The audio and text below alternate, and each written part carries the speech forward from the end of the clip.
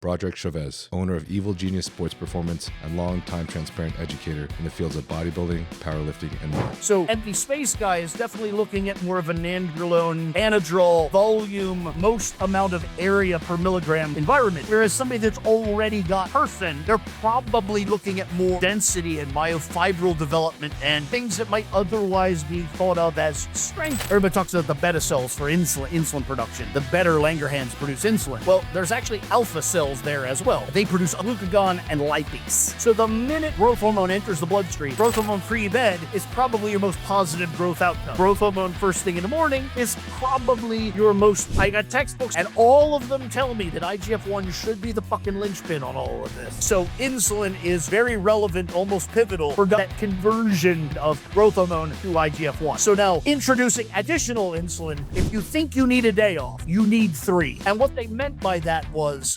potentially overtraining or overreaching is a real thing. If you are motivated enough to be an elite athlete, do I think androgen downregulation is a problem? The answer is no. Do I think that courses get less efficacious as one goes? Yes. The reason for that dichotomy is I have recognized it so many times that there is a synergy between oxandrolone, anavar, and turinabol.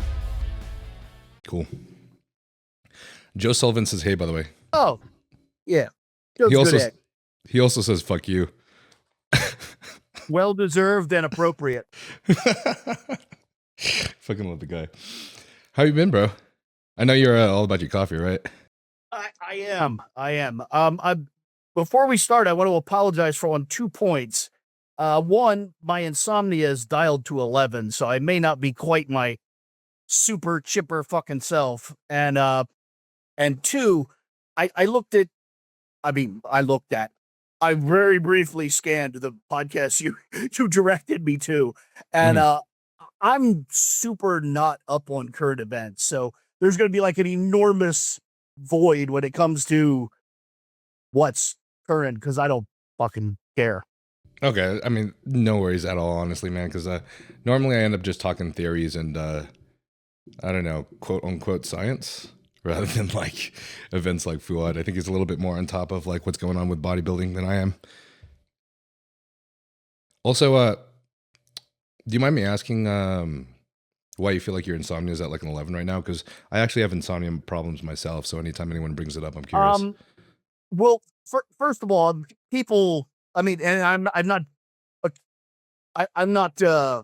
accusing you of anything, but a lot of people say insomnia when in fact they had trouble sleeping, which is not awesome, and I totally get it. But legitimate diagnosed insomnia it's a thing. It's like, oh, why are you diabetic? Like you just fucking are, and it sucks. Yeah. So that is me. I literally was diagnosed as an insomniac at around age 3. 3 is crazy. Holy crap. And I'm 50, whatever the fuck, 4. So it's a thing. And then as far as the, why is it right now? The honest truth is, after 50 fucking years, I have absolutely no understanding of what powers it, what drives it. There is an oscillation, and I don't know what it is. I have thought it was, stress. I've thought it was my wife. I thought it was milligrams. I've thought it was a lot of things, but it doesn't appear to be fucking anything. Just seems to be. Interesting. Maybe like your body's always in that sympathetic drive, which is why like you're so smart and always on top of shit. Oh, well, I mean, thank you for the compliment. I don't even know that, I don't even know if that's the case, but, again, I'm not self-martyring, but I do come from a long esteemed lineage of mental illness, schizophrenia, as a matter of fact, and insomnia is in the same family of disorder. So it's probably well earned and appropriate. Okay, I got you. I don't even know if mine really qualifies as like, because obviously my situation is not nearly remotely as serious as yours, but I was like diagnosed with like psychologically, I don't know, like psychological. Yeah, there's definitely like anxiety based. Yeah, there's definitely like anxiety based sleep disorders that are very real and very awful, but it's it's not quite the same thing. Right. Not not that like mine's special or mine's better. I'm just it is one of those things that, like, it's like being it's like being really short and people accuse you of being a midget. You're like, no, it's a different fucking thing. You know, you just kind of get like a little bit defensive about it. You're like, Yeah, I gotcha. Well, I was listening to I've listened to a bunch of your stuff actually in the past because I've had quite a few people in my audience bring you up a couple times, which is really awesome. And a couple of things that I remember you talking about. Obviously, one of them was just like fun, hearing you and Fuad discuss ranking drugs, training, and diet like 5 years ago. That was really, really interesting. I think I remember you were putting like diet kind of in the bottom, but then you guys kind of like, I don't know if you recall that at all. yeah, and not only do I recall it, but I also know that on other occasions I've actually given other answers to that. It's one of those things Yeah. where it's subtle and a state of mind, but I definitely don't think that training is the mostest ultimate thing. I do think that genetics is the biggest thing, which is the very one you can't Yeah. control in the fucking slightest. And I honestly think that drugs, whether or not it's more or less important to nutrition, I think it's the one most people have the most authority and autonomy over. Mm-hmm. Yeah. So it is the one that I fall back on the most in terms of like where I focus my intellectual efforts. Mm-hmm. Yeah, that makes a lot of sense. I also, I'm also so glad that you think front loading doesn't make any sense either, because I feel the exact same way. For some reason, I don't hear you quite as well in that orientation. Maybe it's just a speaker issue. Anyway, what was that? Wait, hold on. Can you hear me now? Hello? I can Is it hear hard? you, just not super loud. Damn. It's all right. We'll make it work. Okay.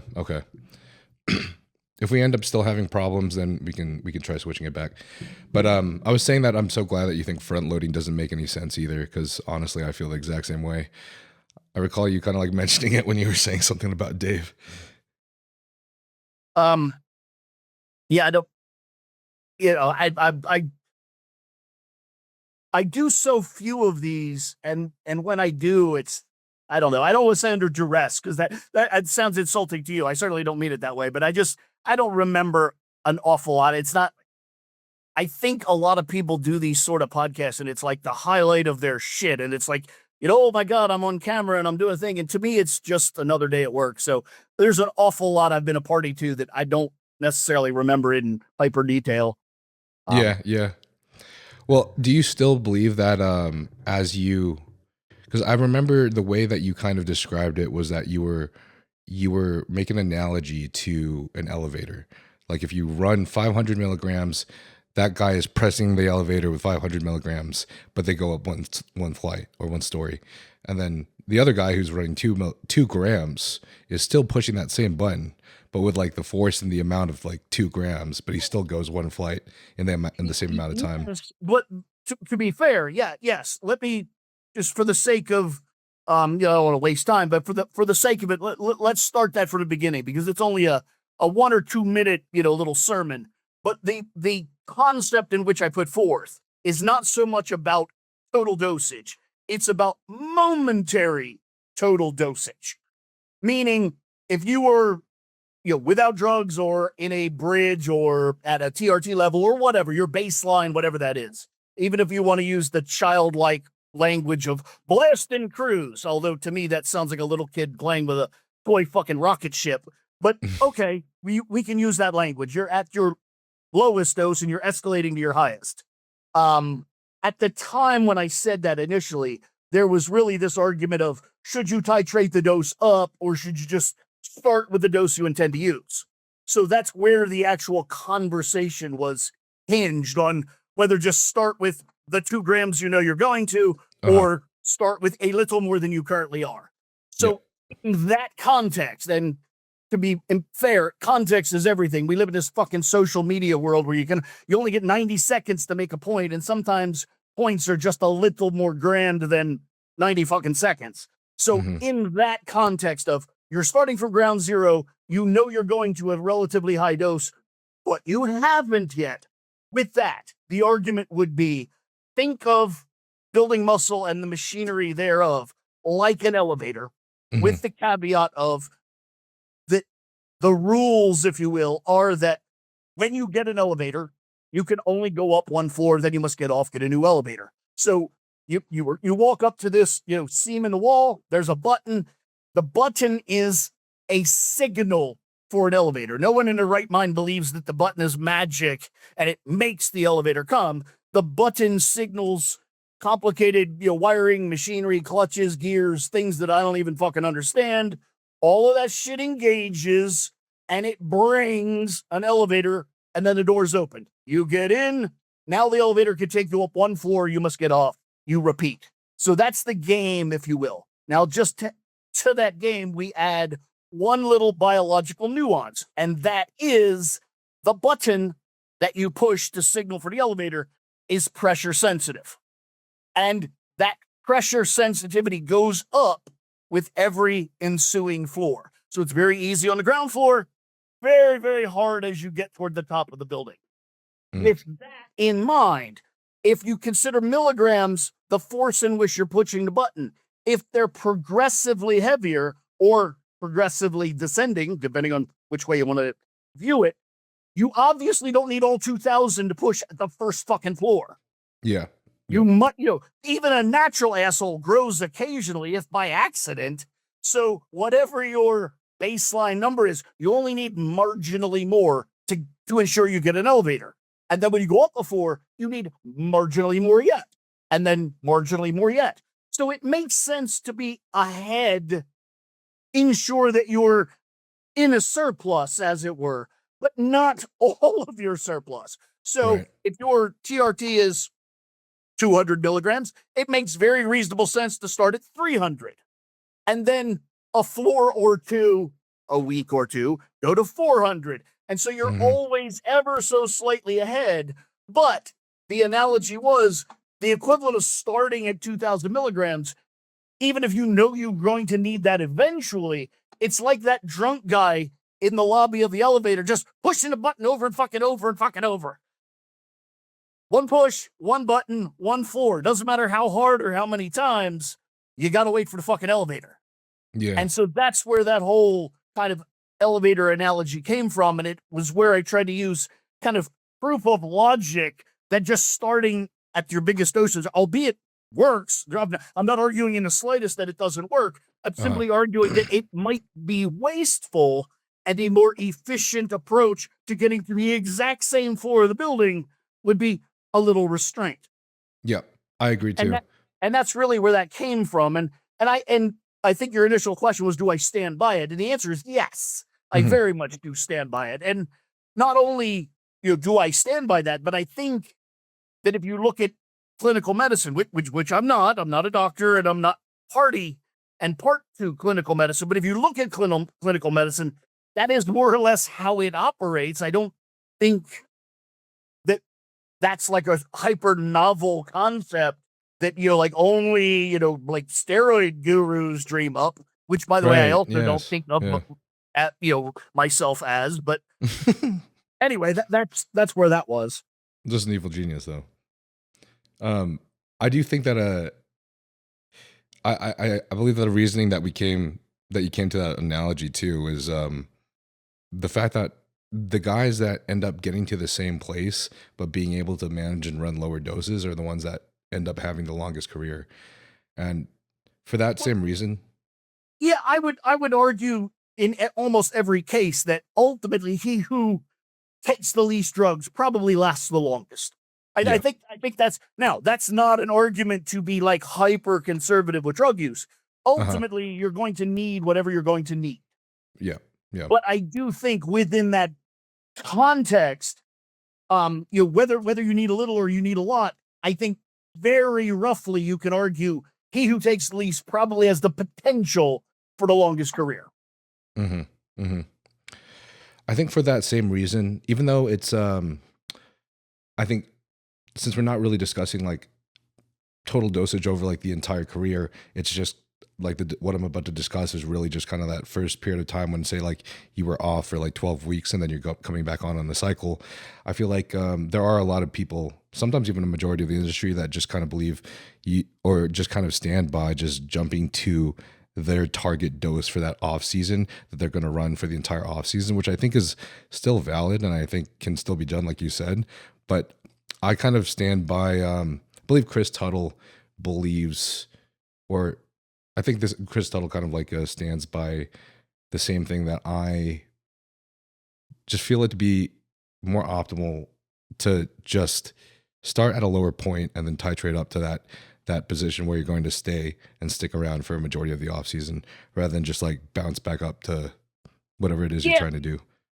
What I find funny, and I say funny, I mean, I find curious. What I find curious is very few people would argue that you should just leap to your highest off-season calories.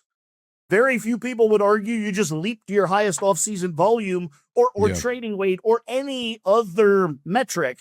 Very few people would argue just, we'll just jump into 1,000-pound leg presses and, 8,000 calories. No, it's a, I don't want to get there, but if I have to, I will mindset with everything but drugs. And that seems very odd to me.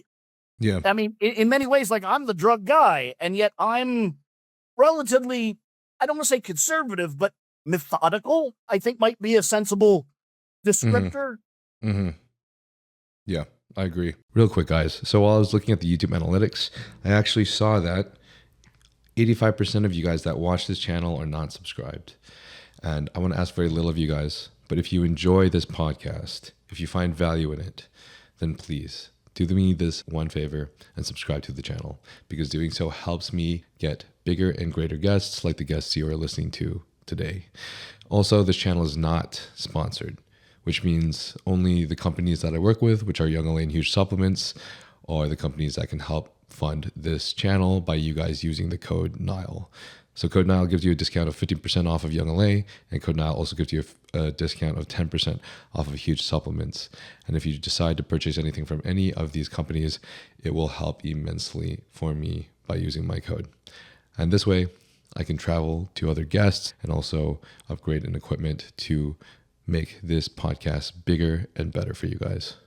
I try to make the same analogy too with other pharmaceutical drugs, but for some reason, there's a small percentage of the population that just like doesn't want to accept that for some reason.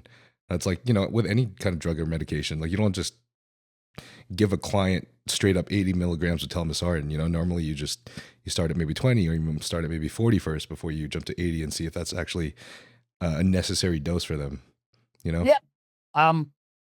I mean, that's very, you look at a drug that has a therapeutic index, doctors will typically start in the middle of the range, which gives them the option to go down a little or up a little, depending on the response of the individual. Again, that's very common tactic, I guess, is the way I would frame that. And to be fair, I also do preach, if you will, the significant differences between clinical medicine and the weird kind of voodoo, bro science, quasi, science world we live in. I very much recognize that it's a phantom zone, but I still think like fundamental logic applies. Yeah. A little bit more of a theoretical question, but what do you think is the cause of pro open bodybuilders appearing potentially less lean by show day nowadays? Being less lean? Potentially appearing less lean. It's something that a lot of people are saying. Again, this is, as I warned you, this is going to be a place where I'm particularly weak. I really don't. Okay. I mean, I can answer your question, but like any examples, or you could reference this guy, that guy, or another guy, and if I'm not directly working with them, I don't have a fucking clue. Literally, I don't think I could name two people in the fucking Olympia. I'm not joking. Yeah. So, that's an important statement. But I honestly think that the answer there is more or less the same answer as to why women's bodybuilding keeps getting bigger. And it's simply because the judges allow it. I honestly think if judges simply would not reward a physique that's not hyper lean, then no one would not be hyper lean. Just like the women's bodybuilding, there's this every year, like, oh my God, they need to do something, you're too big. Well, the thing you do is not fucking give them a trophy, and which will not incentivize them to do that, and then things will change. That is my opinion. I don't think it's some like lost technology, or people are just lazier now, or I don't think it's any one thing. I think it's just simply the judging criteria allows it, and people will obviously take the path of least resistance. I don't think that's ever not been the case in any sport anywhere. So, if the judges simply put their foot down and say, if you're not Andreas Munzerlin, fuck off, you'll see diet phases get a lot longer and harder. Yeah. Okay. What do you think is the cause of waist growth? If you had of waist growth, like if you had to rank the factors, like the various variables and factors. I've spoken to this many times, and again, this is where I'm kind of weave in and out of clinical medicine, despite it not really being my domain. But I sincerely believe it is just simple total drug load. Not it is, the evils of steroids or the evils of growth hormone or insulin or name your thing. I think it is just simply collectively the drug burden. And the reason I think that is you actually see that presentation in non-bodybuilding populations. Admittedly, no one else on planet Earth looks like bodybuilders. I'm not being foolish. But if you look at the presentation, relatively low body fat, relatively large waistline, relatively lean limbs, you see that in alcoholics, HIV patients, some presentations of cancer and diabetes. All of those collectively have pancreatic and hepatic burden. Too much drugs bearing on them. And I think it is simply nothing more than that. Well, I always say nothing more. I mean, that's a significant thing. And interestingly, I don't even know if it's going on because, as I said, I'm more than a little bit out of the loop. But, in the 90s, when I was kind of paying attention, there was this, oh my God, so-and-so's waistline is out of control. And they go off to, secret camp to get that under control. And lo and behold, they do. But coincidentally and interestingly, they're not quite as big globally when they return. They're just their body weight is down a little bit. They're a little bit smaller. Now, admittedly, their proportion, their waistline, the thing that they went to solve is in fact improved. But it is my belief that the improvement was just simply they trained harder and took less drugs. And the less drugs is the thing that really cured the problem. The train harder and be more dedicated kind of filled the gap. And lo and behold, a better total presentation. And when I say better, I mean better to their goal. I'm not about to say, oh, that's a bad physique or this is a good physique. I'm simply trying to diagnose the troubleshoot and supply solution. And that's what I believe the solution to be. The arguments of like, oh, it's organ growth, or none of that holds water. You can name a dozen bodybuilders or powerlifters or strongmen that had gigantic waistlines and odd morphology, and they retire, reduce the drugs, reduce the food, reduce the training, and all behold, they look like a normal fucking person. So obviously they didn't grow 11 feet of new, intestine or, an extra fucking liver. No, it's fucking silly. No. Okay, I cool. I don't want to throw them under the bus, but I think we can all collectively agree that, Dorian Yates did some growth hormone. In his retirement and in his, autumn years, he's very normal looking, very athletic, normal looking person. So obviously nothing wild changed under the hood. Yeah. So since you said pancreatic and hepatic burden, would you say that one of the potential causes for gut extension would be like visceral fat from the changes in insulin sensitivity? Visceral fat, visceral water retention, basically all of the things that would come with, and then name your commensurate ailment. For instance, alcoholism, just very inflamed, engorged liver and pancreas, because they're dealing with essentially a drug, which alcohol can be considered. And there you go. And just like an alcoholic, if you stop doing that, the symptoms recede. Okay. I'm glad you said that because I've always believed that it was a combination of both gut health and gut motility and total drug burden. And I think most of the time I hear more people than not referring more to the gut health these days, which I think is definitely a big factor, especially if you consider like carb ups before the show day. And then their gut motility not being so great when they're doing those extreme carb ups. But also just like, I think the total drug burden over time, in my opinion, has kind of shown some like slight unwanted proportions or slight unwanted changes in proportions for sure. I think so. I certainly do. And then, again, another place you'll probably be a little disappointed in my, general macabre is like the gut health thing is, I don't want to say I don't believe in it. And, it's not like a unicorn. It's a thing, but I sincerely think that people have a lot less control over that than they want to believe. I think it's just kind of the latest craze of things that people really want to believe they can control and perform some sort of miracle. And I don't really buy it. I think there are some very fundamental things you should do as a person, as a member of this species. But outside of that, I really don't think there's any like magical ways to make the symbiosis between gut bacteria and you magically work better or like suddenly work the way it used to or supposed to. I think that stuff is infinitely more complex than anyone, even the foremost expert in the world, really understands, much less the nitwit gym bro. Yeah. I would say though, some of the simplest things that you can do to help that are consume some natural probiotics like kombucha or sauerkraut, and then just not eat too much. Like too Funny much you protein. say that. I actually, boy, I just said a thing that I despise. I apologize to everyone in it, also everyone in my circle. I just said where I should have said we. We, Team Evil GSP, penned a book titled Sticky Note Sports Nutrition. And it's titled such because quite literally the fundamental premises are written on sticky notes. The idea came because I kind of sarcastically said nutrition's so simple I could write it on fucking sticky notes, and somebody basically dared me. So we fucking did. And one of the sticky notes is quite literally essentially what you said. I think to be a member of this species and to be a person, every day you should eat something either cultured or fermented.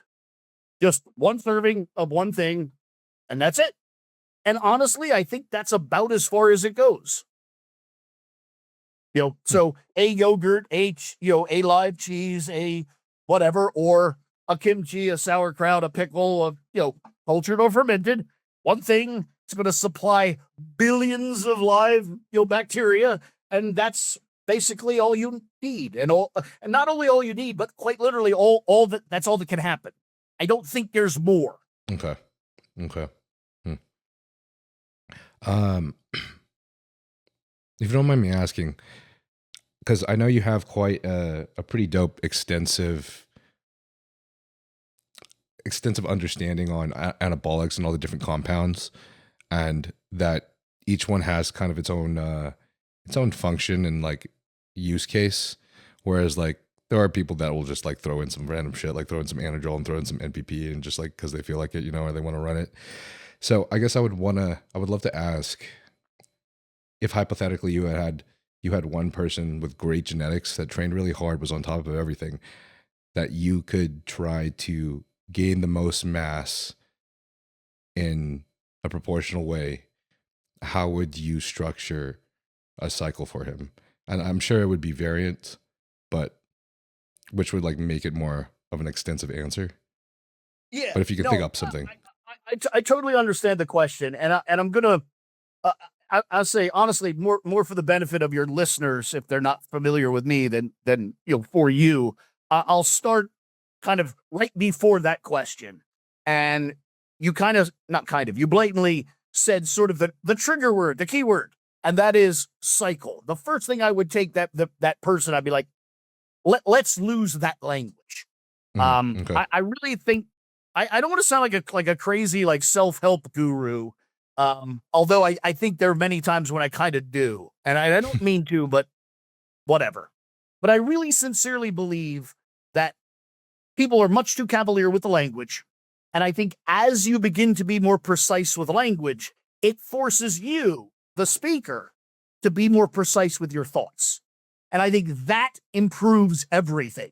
Even if you're just asking questions, the more precision you can put into framing it, the better the answer you can get. And then as the answeree, the more precision you can put into it, the less gray areas. So the first thing I would say is a cycle, to the best of my understanding, is a loop. Unicycle, bicycle, the cycle of the weather, the cycle of the seasons, the menstrual cycle, they all go back to the beginning. I don't think you mean to take drugs to go back to the beginning. I think you mean to take drugs to change something fundamentally and potentially permanently. So it's almost by definition not a cycle.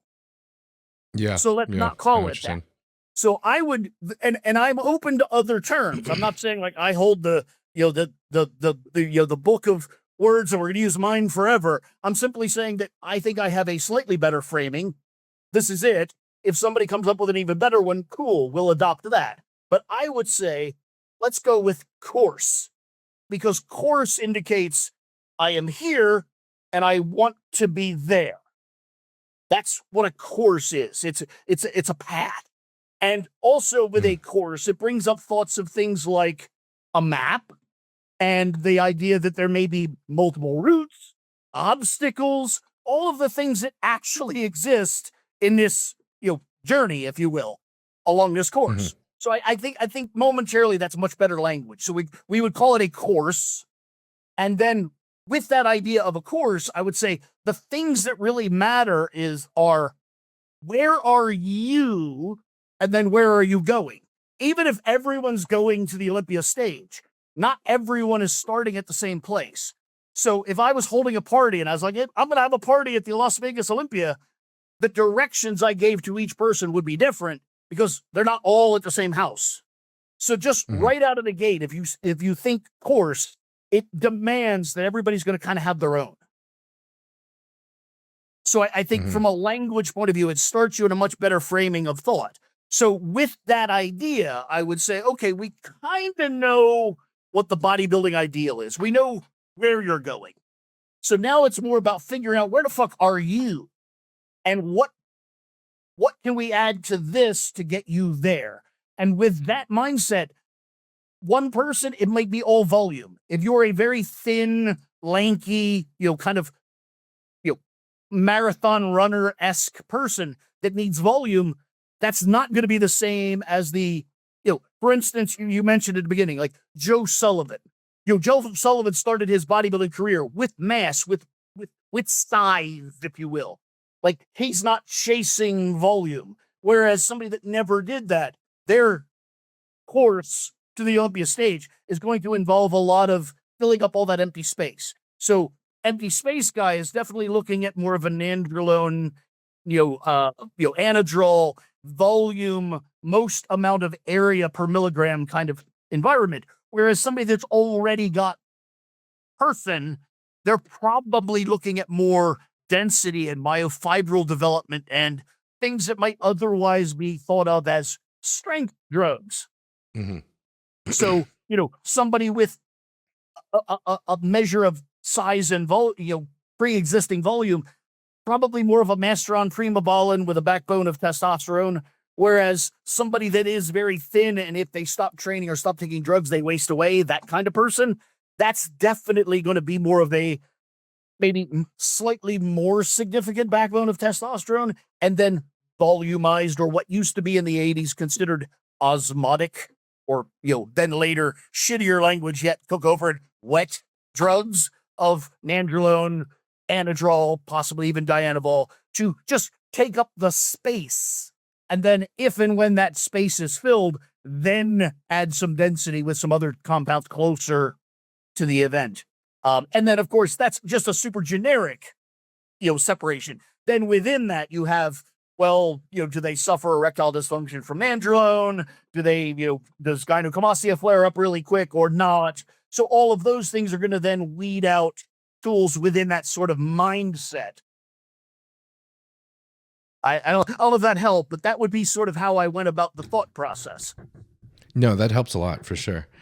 I guess what would dictate how long that you were running a course for, given say that they're in their off season? I have, and this is where I very quickly and easily lose my shit with people. And I'll remind me to come back to the lose my shit part. Okay.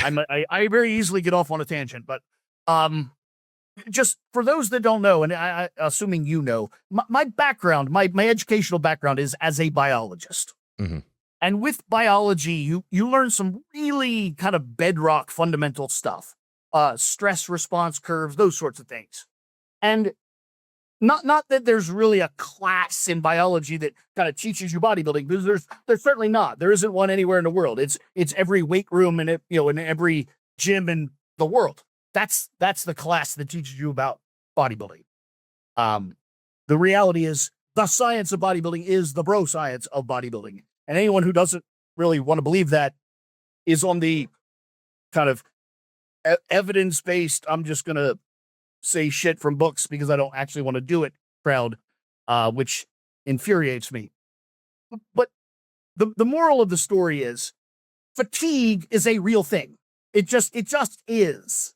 And it seems from observing bodybuilding, powerlifting, strongman, American football, name your fucking sport, it seems that if somebody is doing something with vigor, somewhere in the 12 to 20 week mark, the wheels start to fall off the wagon. They just start to get fatigued and they perform less well.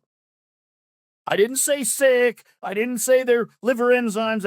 I just said they perform less well for a reason. And you take 10 people, the reason could be different 10 times over. For one person, it could be overtraining. For one person, it could be orthopedic. For one, it could be emotional. For one, it could be financial. For one, it could be just name a fucking thing. But it seems like as a member of this race, we have about a 12 to 20 week run. So on average, I recommend people shoot for 16 because it's kind of that happy middle of that number. And it's also happily divisible by 4, so weeks and months and shit fall into it pretty well. So on average, especially if you have no real background, at doing so, I would recommend you begin at about 16 weeks. And then if you find you're that fucking roughneck, just tough as nails motherfucker, and they exist, and you can go to 20, cool. I love you. And if you also find out you're not that guy and consistently at 12 weeks, shit starts to go haywire, dial it fuck back. Learn from your mistakes. But I think that just observation is showing me that on average, 16 weeks is a good number to go with. Okay. Oh, and I told you I'd circle back to what causes me to lose my shit. I don't know how many thousand fuck times I get well, I set up my course for 16 weeks. I'm at week 17 and my blood work's awesome, so I'm going to keep going. And I'm like, well, then why did you make a fucking plan? Why did you make a plan if you're just going to do drugs until drugs hurt you? If that's your plan, then just say that's your fucking plan. I'm going to take drugs until my liver enzymes redline, then I'll fucking stop. At least you're being honest with me and your fucking self. And by the way, I don't give a fuck how many people damage their liver. I don't care. I just care about the lying. Like, don't make up a story and then just keep changing the ending until you get the outcome you fucking want. That drives me fucking insane. I think it's funny you say that because I think it's been clearly so much more common these days, especially in the pro bodybuilding, that people are running for just so long. Sometimes for like almost an entire year, and they only have like one period of time off per year.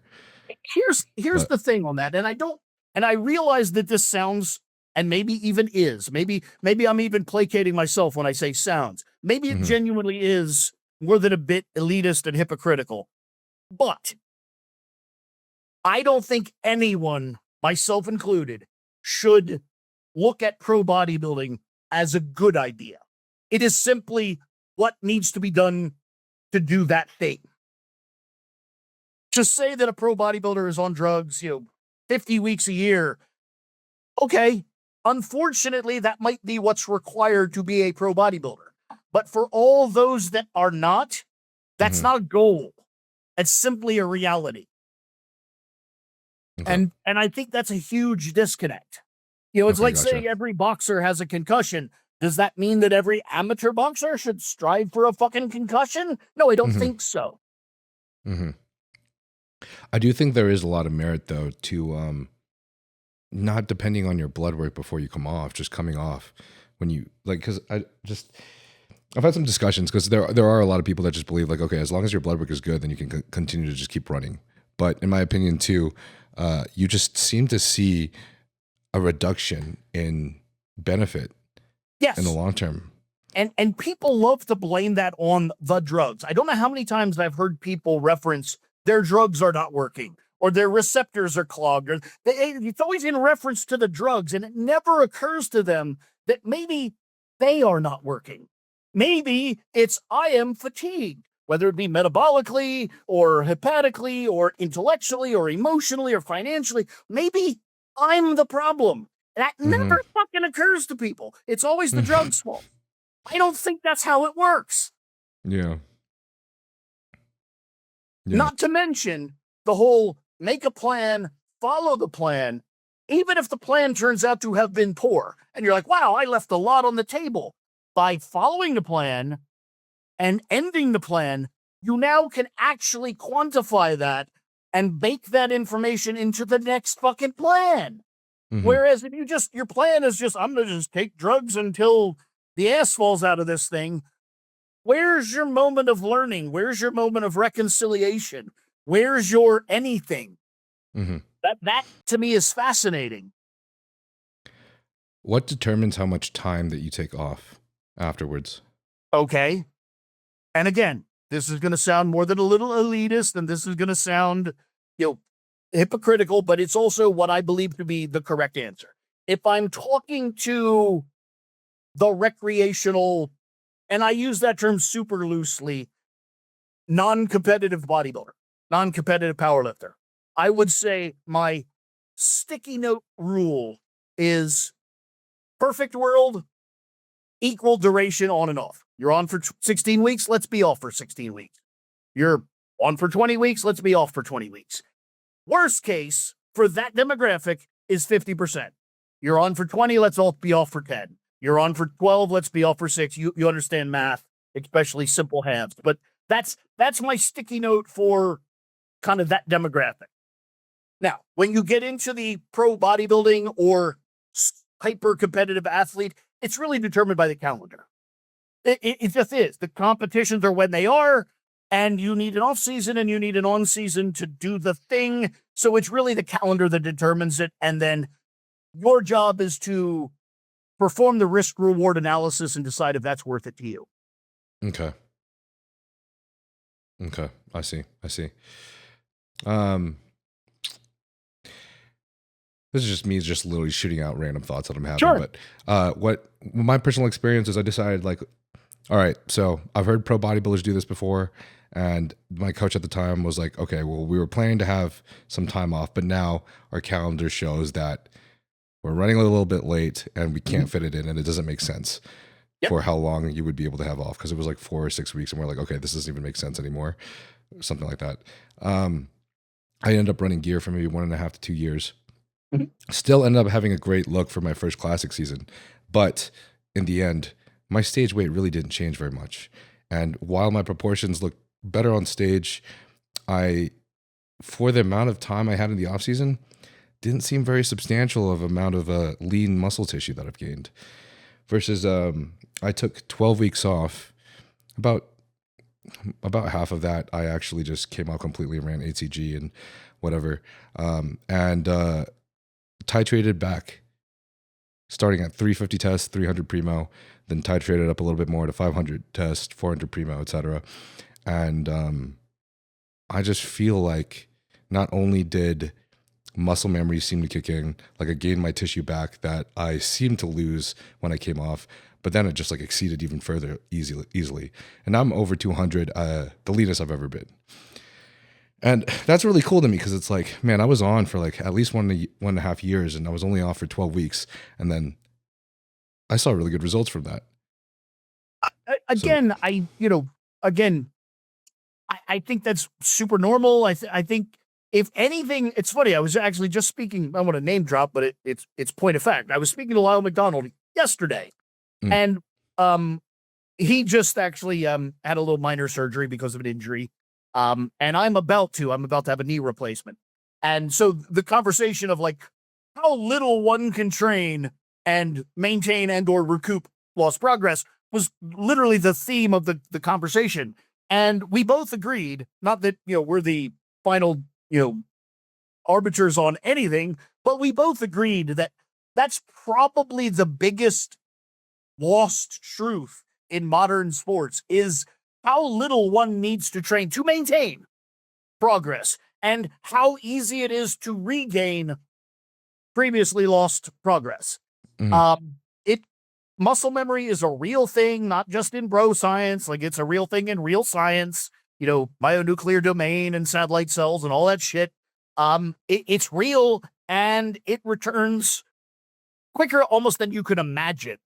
And I don't, disbelieve. And during the time when, that loss is occurring, there's lots of other gains, emotional, financial, logistical, just go on and name stuff. Yeah. And that stuff I think is currently being, when I say currently, I mean current to the state of my current understanding. I think currently being undervalued. I really do. I do think it's still heavily undervalued as well. But luckily, I know you said you weren't up to like current events, especially in like the bodybuilding industry and everything. I do want to give a lot of credit to John Jewett and Chris, but in the end, you just kind of have to. I feel like that's where the experimentation comes in. Well, some of my audience made a joke that I love to say this word, but fucking allostatic load. I do love to say it. It sounds more than I am, but just total stress on you, emotionally, physically, mentally. All of these things just contribute to your growth overall. And I think it's hard because a lot of these things are not quantitative, But in the end, you just kind of have to. I feel like that's where the experimentation comes in. Yeah, and honestly, I think that there are entire businesses and agencies named after and dedicated to the concept of periodization. And I think very few people really pay homage to what periodization really is, which is exactly that. Just sort of managing the overarching stress and cost of doing a thing, whatever that thing is. And I don't disagree with you in the slightest. It's very real. And I don't think it's a coincidence that if you go back to the Dorian Yates, Ronnie Coleman, interestingly, Lee Haney seemed to be the one outlier on this, but most of the people from that era backward, Coleman and backward, took pretty significant post-Olympia periods of time off of bodybuilding. And when I say off of bodybuilding, I mean in some cases like fucking off of bodybuilding. And obviously perennially they were hyper competitive. It's not as if they were doing something wrong. Now I understand that in the modern, social media, everybody's got to be current and on the screen every minute of every day. That's very, very hard. And by the way, when I said Lee Haney was kind of the outlier, he had a TV show in the off season that he filmed. So he did maintain a level of condition year round that, a lot of the competitors didn't. And I think if you could corner him and actually ask him about it, he would confess to the fact that it benefited him very much financially, but I don't think it benefited his bodybuilding. Yeah. You can definitely agree with that. Speaking of your knee surgery, I heard that you, from Joe, that you trained like a maniac. Yes. Yeah. He was like, again, I mean, when I train like a maniac, I mean, you can see, there's a video, if you care to, I really don't like talking about me, but this is a thing that's already public. So I can direct to it. Very good friend of mine, John Call, Juti Mufu. Yeah. He and I, for a goof's sake, did a YouTube video, a training session, where we kind of channeled some of my earlier interactions with Tom Platz, and we did what I would reference as a doom workout. And the reason for the doom is just that it's a thing you can't quantify. There's no way to write it down. Like you can't write down, 12 reps, 2 partials, 9 squeezes, a grunt, to jump up and down. You can't quantify it. So when that happens, it's just doom, just meaning all of it. And so, yes, you can kind of see, and to be fair, that's also me in my 50s. 20 years prior to that, it was that plus considerably worse. So, yes, I have trained like an absolute jackass. But I also, to be fair, though, I also tell people that that's also why I was not nearly as good of a powerlifter as I could have been. Mhm. I had, with the exception of these little baby hands, I had all the tools to do, really big squats and really big bench presses and things, but I always found that competing got in the way of behaving like a jackass, and I Mhm. really didn't like that. So I competed a lot less and a lot less effectively than I certainly could have, just because Gotcha. it was way more fun to do 10 sets of 10 in a high bar squat, just because. Yeah. Gotcha. Well, speaking of that, 10 by 10 in a bodybuilding sense, because I know you personally had a little bit more experience with powerlifting, but uh, I found it very interesting in the way that you expressed your truth or your belief in training, and that periodization from progressive overloading, say the number, like the weight or just the rep, is it's like more nuanced than that, and that the weight and your strength is correlated to the amount of mass you gain, but isn't necessarily or shouldn't necessarily be the key indicating factor in whether or not you made progress. Again, I very much understand what you're saying, and I understand that you've heard me speak on this, but I don't think that simple statement really does any justice to the complexity that I think that conversation requires. And I don't even think that we can really do justice to that here and now. So I'll give you a super thumbnail. Let's, for instance, not talk about my attitude. Let's talk about somebody else's. And they're like, okay, it's all about progressive overload, and you should do these exercises for 8 to 10 reps, and you should always strive to add load. Cool. My intellectual assessment of that is you're accumulating volume. Here's why I say that. I would define volume as load times reps times sets times frequency. To Mhm. me, that is an equation that adds up to your volume, whether it Mhm. be per session, then, or per week or per month or per year or per career. That's to me the equation of volume.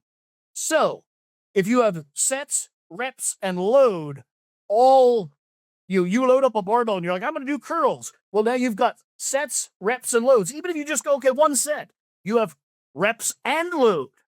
So I could add 1 rep or I could add 1 pound. Both are going to cumulatively add volume to that.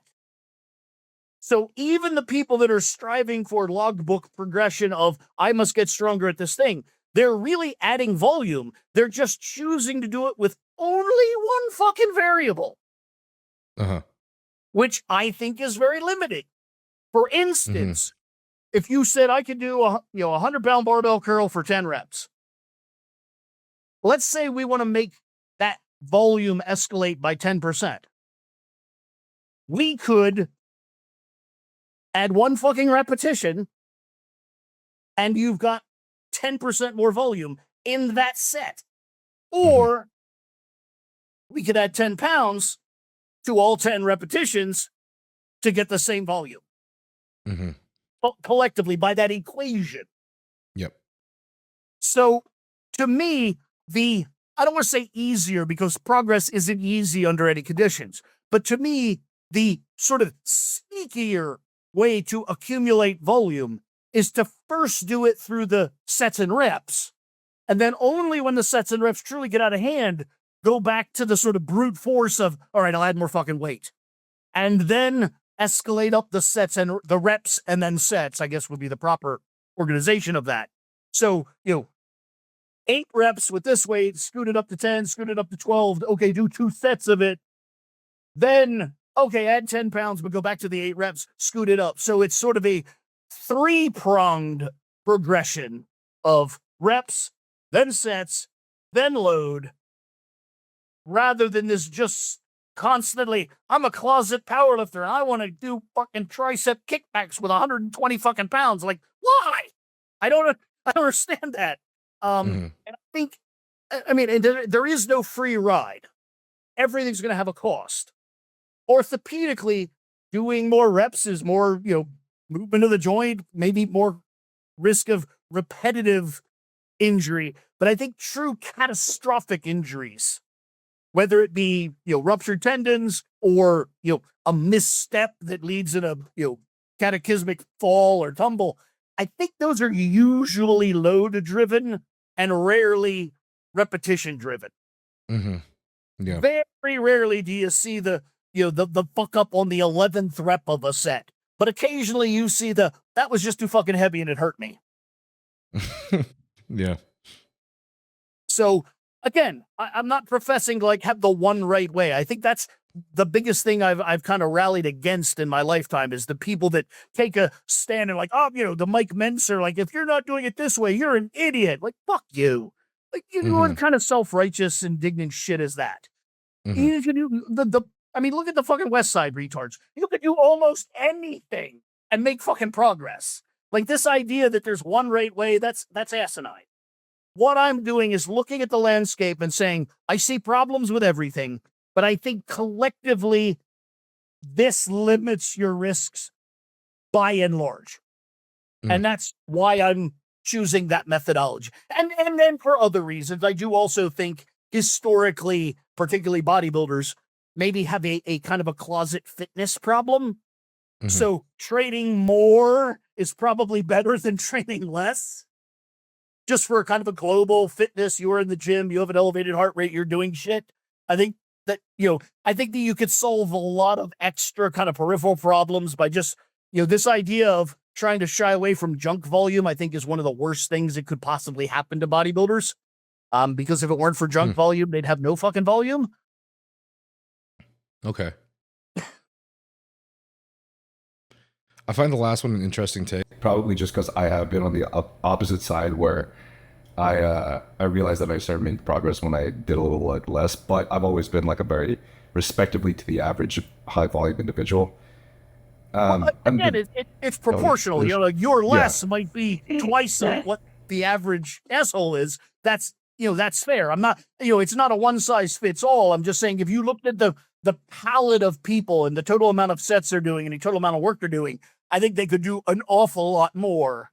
And even if an awful lot more doesn't give them more progress, it might give them more something. I think there's a lot of unquantifiables in this that people ignore. If they can't show you it in their, in their training journal or the circumference of their left arm, it's not a real thing. And I think that's fucking horseshit. Yeah. Okay. That's kind of that last part you were talking about was kind of what I was trying to get at in the beginning. So I guess if you were going to create a plan for somebody when it comes to their training in this off season, the off season we were talking about where they're going to run this course, etc., how would you run this? Would it just be kind of along the lines of what you were stating, where you're focusing on some kind of progress with total volume over the course of this entire course? I don't want to. I'm really trying to shy away from the shameless you should buy my books and read up on exactly what I think. But we do have a number of ebooks, and they do a much better, much more comprehensive job of explaining this. But if you had Sticky Note Sport Nutrition and Sticky Note Hypertrophy, those two collectively would give you an idea of how I would design the 12 to 16 weeks, both in an escalating calorie concept and in an escalating volume concept. And they do quite necessarily, synergistically work together. And then, if you were part of the member site, you would see how I handled milligrams. And then all three of those would, cog together into a gear that pushes you along. But the roughly short answer is, let's say 16 weeks, like the drugs, the nutrition would escalate and the training would escalate. And very roughly speaking, we would go from 80 total weekly working sets, not your warm-ups, not your whatever. And when I say weekly, I mean exactly that. Whether you're training 2 days a week, 3 days a week, 5 days a week, 6 days a week, what the fuck ever, 80 total sets in whatever whether you want to train full body or some spastic bro split, I don't give a fuck. We're going to go from, you're doing 80 working sets, and collectively that number of sets will escalate week over week to a crescendo of about 120. Okay.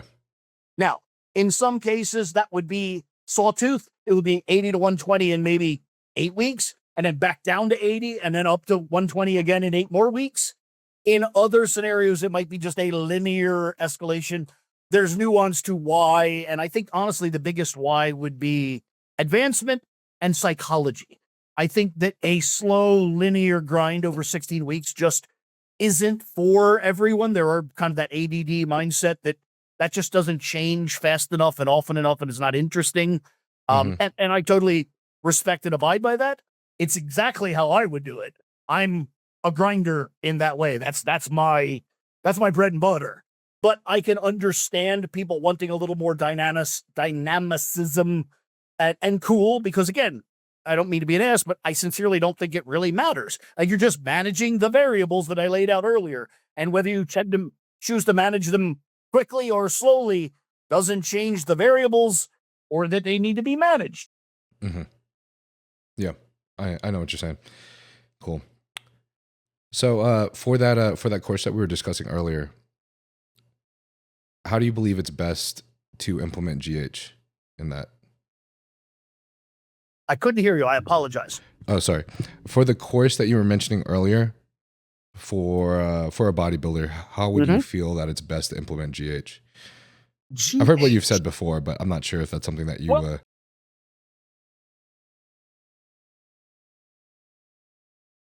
Again, best is a funny term because it would assume that, there's sort of like one right way. And I don't think that's the case. What I would say about GH is this. And again, all of this can be found in way more detail in our publications and a member site, but super, super generically. Whether your brain makes it or you buy it in a bottle, GH enters your bloodstream. The very first thing it does is not growth, despite being called growth hormone. And I honestly wish the name had not been changed. And by the way, a lot of people don't even know that. The name has been changed. Growth hormone used to be referenced as somatropic hormone. STH was the original abbreviation for growth hormone, somatropic hormone. Literally references hormone derived from the brain, which is exactly what it is, and it makes perfect sense. It wasn't changed to growth hormone until, I think, the late 80s, early 90s. We now reference as IGF-1 used to be called sometimidin C. The names were changed, and admittedly for reasons that are sensible and rational, but I still kind of wish the name wasn't changed. So growth hormone or somatropic hormone enters the bloodstream. It initially does everything but growth. The very first thing it does, and interestingly, this is actually an intellectual, it's not the question you asked, but it's an intellectual caveat that kind of really haunted me for a really long time, because through observation, it's become apparent that taking growth hormone first thing in the morning does have magical powers on fat loss. It definitely accelerates fat loss. And yet, it kind of shouldn't, because when you make or take growth hormone, plasma values don't achieve peak concentration for about 4 hours. So why take growth hormone first thing in the morning? Do you get this kind of magical fat loss capacity first thing? Well, it turns out it's because when growth hormone circulates in the bloodstream, a handful of molecules of it sprinkle past the pancreas.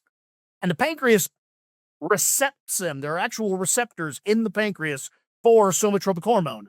And it begins immediately producing the beta cells. Everybody talks about the alpha cells. Everybody talks about the beta cells for insulin production. The better Langerhans produce insulin. Well, there's actually alpha cells there as well. They produce other things. And those other things happen to be glucagon and lipase, among other things. But those are the two key in this conversation. So the minute growth hormone enters the bloodstream, it essentially precipitates a release of glucagon and lipase. The lipase goes forth, finds adipose, and starts dumping triglycerides into the bloodstream. And the glucagon goes to the liver and convinces it to start dumping glucose into the bloodstream, which raises available energy values, because the order of things is eventually we're going to get to the growth part, but it would be asinine to have the growth part if we don't have the energy to fund the growth part. So from a biological coherence, it must be energy first. So it's actually message first, then energy, then conversion to growth capacity via IGF-1, Cemedamed, and C. So that's the order of things. So with that order of things in mind, that sort of dictates the reason I went through that, lambast of order of things is, one, just to kind of point out that I finally now vaguely understand why morning growth cardio actually works when it never should have. And then two, once you begin to see that order of things, you can start to realize where you position a growth hormone is going to determine not how it works, but what you're doing while it's doing what it's doing. So if you wake up, take growth hormone, and get on a treadmill, growth hormone's going to do what it's going to do. The pancreas is going to do what it's going to do. Lipase and glucagon are going to do what they're going to do. But you're walking on said treadmill, burning up that glucose and fatty acids, which is going to be great for your fat ass, but might truncate the later available energy for the growth that you're looking for. So very positive toward the outcome of metabolizing stored substrates, fat and sugar, but maybe lesser for growth. Whereas if you took that growth hormone and crawled in bed, you're doing nothing, theoretically. Certainly if you have the social life I do, you're doing nothing. And then growth hormone does what it does, pancreas does what it does, lipase and glucagon do what they do, and then conversion to IGF-1, and then it does what it's going to do. And you're not interfering. So to maximize is a word I really don't like, but to minimize your fuckery in the process, growth hormone pre-bed is probably your most positive growth outcome. Growth hormone first thing in the morning is probably your most pro-fat loss outcome. And then you can get nuanced into pre-workout, post-workout. But I would save those for the people that, one, have an enormous need, and two, an enormous budget. Not to say they don't exist, but by and large, 99% of the people listening to this either want to get big or want to get lean. Those are your two answers very roughly. And a super thumbnail as to why they work. Yeah. I think a lot of people and I have discussed that if you are going to use GH and want to keep longevity in mind, it may be best to really focus a majority of your time on just the bolus dose before bed, say like 4 to 6 IUs, and probably stray away most from the pre and post workout injections. I think simply because I don't know if you agree with this. I'm just curious on what your input is on this, but that a lot of the cases for exacerbation of insulin resistance while in like a high calorie off season comes from a lot of these guys that are injecting GH so frequently throughout the day, every day. All right, couple things there I want to address. First is one you didn't ask, but I think it's important that I state. I give not a single fuck for longevity. I don't entertain it. I don't think about it. I literally, in my mind, drugs bad. No drug is going to make you live longer. No drugs, no longevity. Now, I realize most people that say longevity, they really mean quality of life, not quantity of life. I understand that. But again, I'm a dick about the language. Everything okay? So the moral of the story there is, like, I'm just not a longevity guy. I think everyone, is annoying and lives too long fucking anyway. So I think we need less longevity, not more. Like, we could kill some motherfuckers and it'd be a fine. So just for FYI, I'm not a longevity guy. And moreover, I really don't think drugs are the solution to living longer. I think drugs might be the solution to living better or achieving your goals, but I really don't think there's drugs that are going to give you more life. People live in this video game world where you'll find a little packet and you'll eat food and get energy. I don't think that's how this shit works. So not me. So that aside, as far as what drives insulin resistance, here's the thing. Again, I don't want to be hyperbolic and be like, oh, it's not a thing. Nobody has it. Horseshit. the insulin resistance runs wild in the world. I'm not convinced bodybuilders are getting it. The two big hedges against insulin resistance are being lean, being muscular, and I guess I'd even add a third hedge of being active. Something that bodybuilders the fuck have. So, yes, they might get a reduction in insulin sensitivity over time, but that's not the same as insulin resistance. It's reduced, not truly resistant. So I'm really not hyper concerned about that. As far as what format of dosing really drives it, again, I think it's just volume. I think it's just amount over amount of time. I don't really think it's, oh, this way is so much worse than that way. I kind of don't think it's that. If you look at how the brain releases growth hormone, it's responsive. It's a regulatory hormone in adulthood, and it's responsive to environment. It's based on what you eat and your activity and sleep-wake patterns. And I don't think two people have the same ones of those. So I really don't think you could blame it on this way. Okay. Yeah, I can see how it can be a lot more nuanced than that. Yeah, I'm still interested in hearing more anecdotes over time about how it may be affecting others. I mean, I know there's so many other variables. I do know one person. People have talked about this before and said his name, but I'm just not going to. That has it's an interesting thing. I don't even know if I'm going to explain it correctly, but what's the type of diabetes that's more genetic than caused by diet, I guess? Is that type 1? You know what? Two?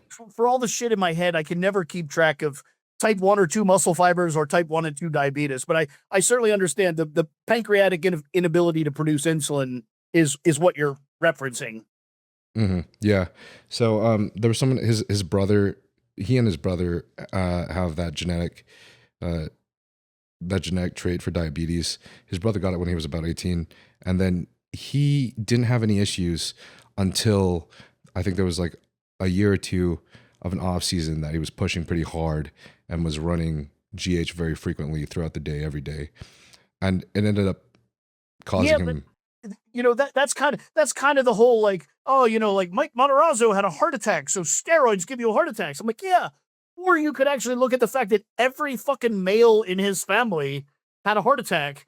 Only he took steroids. Yeah. Like, is that really the common denominator there? Right. Genetics is number one. And then also, you know, even in that example, you go like, oh, well, but that's the one that did growth hormone. But yeah, but why did he do growth hormone?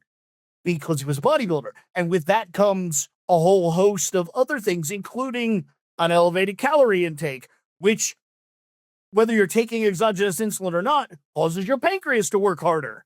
And pancreatic dysfunction and pancreatic burden are probably somewhat intertwined. Again, I'm not like brushing it off, nor am I not saying, wow, that's really unfortunate that person had that. I'm just pointing out that these variables are so tightly intertwined that to then go like, oh, but it looks like growth hormone did that. I'm like, I totally don't see that. I don't see that correlation. I would be more likely to say bodybuilding did that than just throw growth hormone under the bus. You know, the total lifestyle of elevated stress, elevated calorie intake, all of those things were probably as complicit, if not more, than just growth hormone. Okay. Gotcha. Awesome. Do you still believe that you see most muscle tears happen from Anadrol use? Yes. I do not know why, but I have notebooks all over my fucking desk, all over my life. And one of them is dedicated just to, oh, you've had a muscle tear, tell me. And I write it down, and not universally, but certainly the lion's share of those reference, I either just did or am using antibiotics and or Anadrol. And those two seem to be the things that drive muscle tears. Okay. What about, do you see that with Winstrol also? No, coincidentally, I really don't.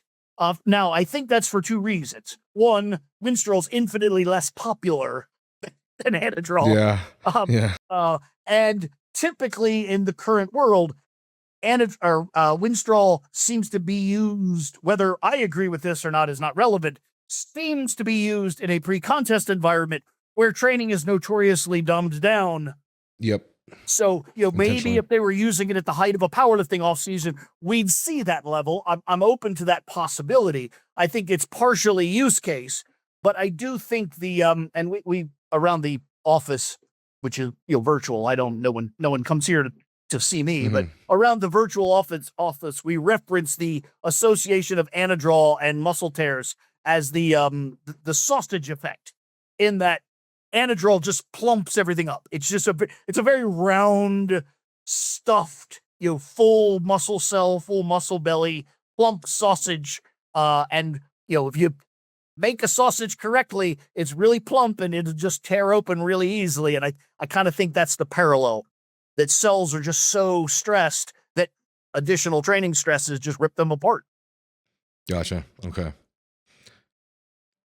Are there any peptides that you are a proponent of at the moment? Maybe like BPC-TV or something while you're running Anadrol? I don't know. Again, I very much understand your question, and I know, but I got to just really go back to referencing that that's not how I frame it.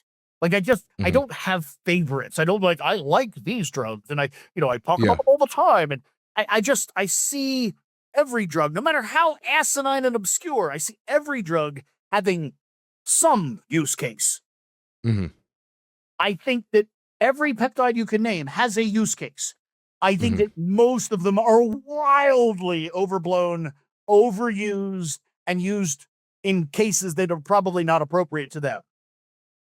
To get to what you're really looking for, I think for 99% of the people listening to this, and I'm going to list peptides that they don't think are peptides, but insulin, growth hormone, TB500, BPC, melanotan. Fuck, we're pretty close to the end of the list. We're pretty much there.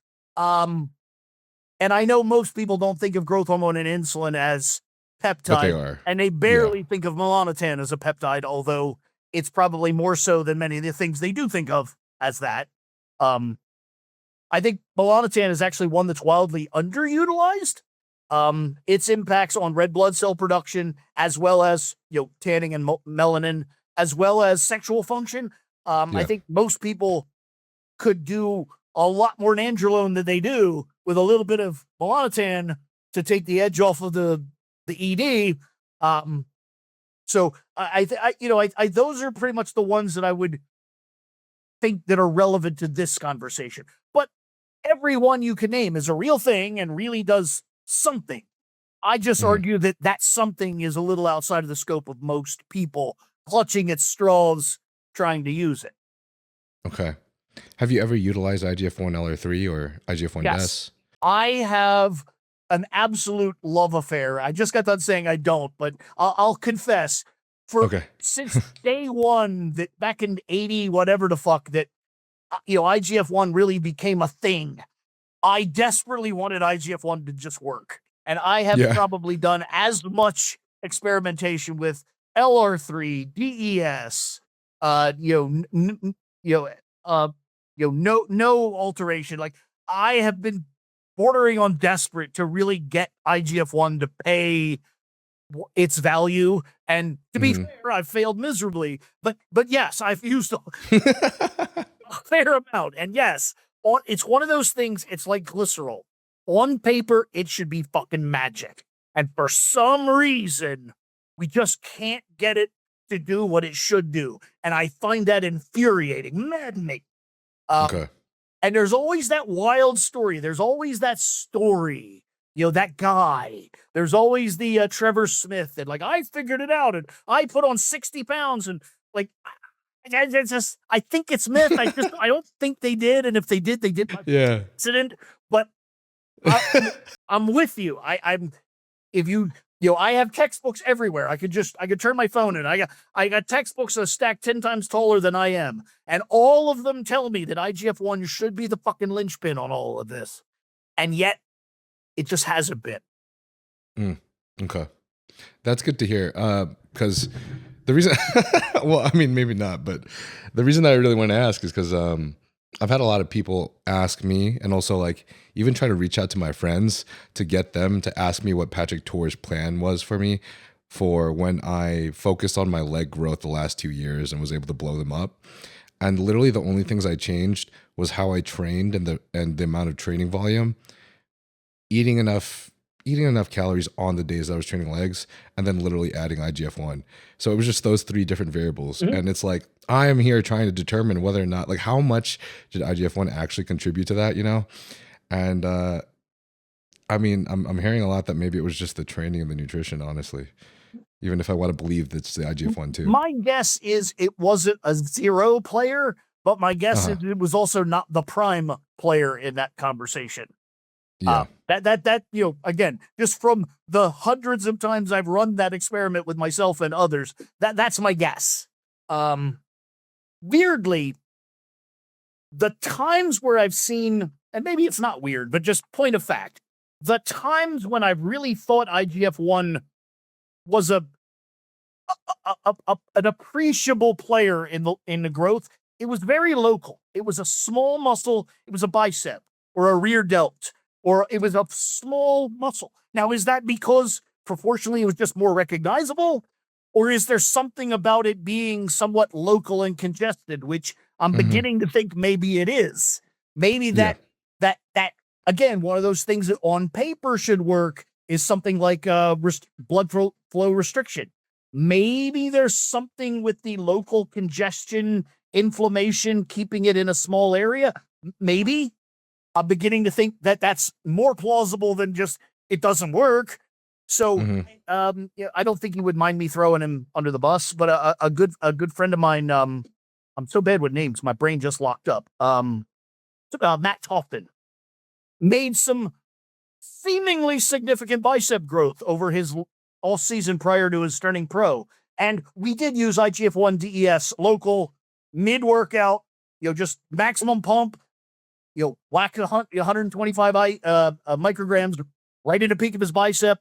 And it did seem, but again, and that's to your point, we were focusing on bicep. We were doing that. So what did what? But it does seem to be, from my notebooks, from my just kind of cognizance, it does seem that anytime I thought it had value, it was very precise. It wasn't like a leg or a lat. It was something a bit more specific. Okay. For what that's gotcha. worth. And believe me, I understand how voodoo that sounds. This very much ekes into the voodoo zone. I get it. I think our theory could give more merit to the concept that if anyone is going to use it, probably tailor more towards utilizing on just that muscle group that you're trying to grow. And that way you're only using it like once or twice per week rather than the people who used to cycle it for like 4 weeks or so. Again, I do think that, yes.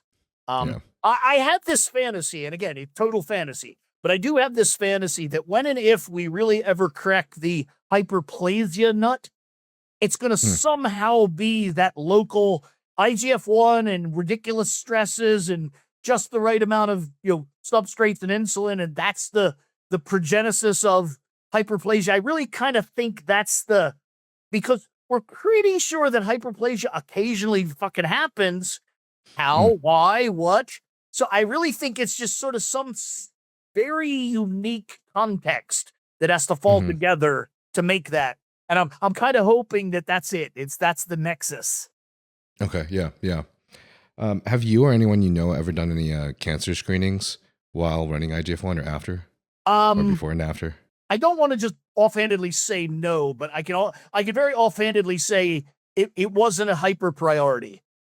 Me and the people that I work with aren't really, again, super longevity minded. They're just like, this is the problem. I want a fucking solution. Go. Yeah. I try really hard to really make people understand that. I don't want to live a lie. I don't do that. Like, this is the safe way to take drugs. I'm like, nope. I focus on the effective way to take drugs. I can't say as I really like you and I don't care if you die, but I just want to be right. That's all I want. I just want to be right. I don't, beyond that, I like the touchy-feely shit. I don't fucking care. utilized GLP-1s at all with any of your clients or yourself? A little bit of a trick question. Have I worked with people that are using them? Yes. Has it been my idea or my urging? No. Okay, gotcha. What do you normally see from the people that you're working with that are using it off their own accord? Boy, I don't want to poke that bee's nest because the reflexive thing I want to say is laziness.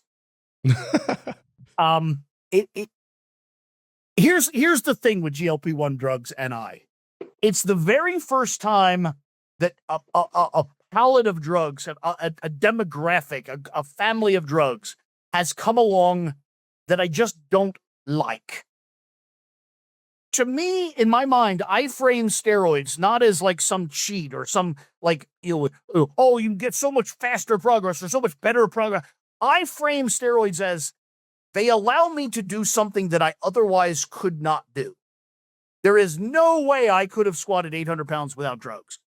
There is no way that I could carry this much muscle in my 50s without drugs. It's always a solution to an impossibility. That is not the case with GLP-1 drugs. Andreas Munzer got as lean as death, and I mean that in the most literal sense. He got as lean as death way before GLP-1s existed. They do not allow you to do something you could otherwise not do. They simply allow you to do it easier, and I just don't like that. And I personally haven't come to terms with that yet. I just don't know how I'm going to reconcile that. It's the very first time that there's a group of drugs that I just kind of feel icky, and I'm just like, I just wish they weren't there. Yeah. Now, I think a lot of people. Having said that, my youngest daughter is borderline diabetic, just from genetically. Unfortunately, she not trying to throw them under the bus, but takes after my wife's side, and there's a strong family disposition for diabetes, and she has cycled on and off of. I use that word because it is cyclic. She has cycled on and off of GLP-1 drugs basically since their inception, and it has been an enormous benefit to her health and well-being. So I'm not down on them. I just don't like the use case to make bodybuilding easier. It's just, it just feels dirty somehow. Yeah, I've been there. I get it. Plus, I know that I feel like a lot of people want to advocate for, like you're saying, its ability to help you manage your blood sugar pretty decently. But when people are using it, normally you want to see it when they're in the deficit, right? There's some people that are advocating for using it in the off season, which I don't think is like the best place. Like some maybe if they are able to eat the food that they need, but once again, right there is that double-edged hypocrisy. I can conceivably acknowledge that there might be some ludicrously top-tier, hyper-massive, just asinine bodybuilder that, 5'7", 300 pounds, needs to eat fucking 8,000 calories. Their insulin sensitivity might actually be a concern. Like that guy or female, they could be a commensurate female. Like that person, I could maybe see like that's an experiment worth having. But just I want to take a GLP-1 drug so that I eat a little cleaner and I don't love cake as much. Like, fuck that guy. Like, that's like, again, there's that hypocrisy of like, I can intellectually stretch to that, like, okay, but everybody under that, I'm just like, either you're diabetic or you're that guy. Everybody in the middle, just learn bodybuilding the way it was meant to fucking be. Right. Yeah. This is something that I want to say more for the audience, but in case anyone has actually experimented with it, when I decided to experiment with it myself, I actually felt more interested in eating sweets and things that weren't good for me when I was on it because of the fact that it was lower volume food. And I didn't want to eat the higher volume shit. I wasn't as interested in protein. I wasn't as interested in like voluminous things that took longer to digest. My worry, and again, my worries are nominal. When I say worry, don't misconstrue. Like, I don't give a fuck about people, and if they cause themselves irreparable harm, like, cool. But my sort of intellectual worry is with these kind of marginal middle ground people that are using them either to diet easier or for some reason use them in the off season. My concern is that they might train themselves sort of like a set point scenario to just have a new understanding of hunger and sort of adjust, well, I have to eat my 4,000 calories, regardless of the lowered signaling because of the drug, and then basically be permanently or near permanently skewed for all time without the drug. And I don't see that as a positive. I'm a little suspicious if that's going to have a long-term positive outcome. This may be a lot more basic of a question, but what are the main diet differences that you see between bodybuilding and powerlifting? Bodybuilders just simply obsess over it way too much, and powerlifters obsess over it way too little. And I think a middle ground would do both a wonder of good. Yeah. Okay, cool. Are you down to jump to the Q&A real quick? I'm happy to do whatever you'd like. Hold on, I misplaced my phone somewhere. In a very roundabout way, that's kind of what this has been, to at least by my reckoning. So whatever. Sorry, audience Q&A. Oh, sure. I didn't even realize we had that. That's how daft I am. Like, I don't fucking know. Honestly, we could list out a long list of all the peptides that have helped us. You guys have heard these peptides and these research chems in the podcast maybe a million times. Peptides I've used from APR such as BPC 157 and TP500 for soft tissue healing, retatrutide and other GLPs, mitochondrial support such as SS31, MOTC, 5-amino-1Q, methylene blue, SLU. There's a bunch of others. Obviously, the list goes on and on. One of my favorite things, though, that I've been utilizing, such as during my last prep, that has allowed my blood work to come basically pristine, aside from slightly elevated liver enzymes at about 60 and 130 1 week after the show. And this is after a leg day because my dumbass doesn't want to skip a training day. These are probably the things that I think are the most important. So this includes like your injectable glutathione, injectable or even just normal NAC, liposoluble glutathione, GI aids such as oral BPC, oral TB, KPV. A lot of these things have probably been very substantial in reducing oxidative stress and keeping all my blood markers down, and thus keeping me as basically healthy as fucking possible that you can be while you're bodybuilding. So I couldn't be more thankful to Mike for literally showing me the ropes and also providing me with all of these things. Even the compounded supplements that he creates for blood pressure and reducing oxidative stress on all your organs, including your cardiovascular system, your liver, and your kidneys. All of these that he creates have been very substantial, honestly.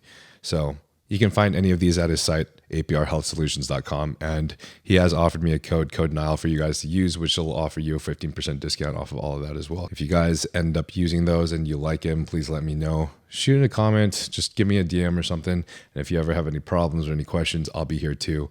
This is a community for me, even though I don't have a fucking Discord because I'm lazy as shit, but I fucking should make one. So love you guys, and keep training hard.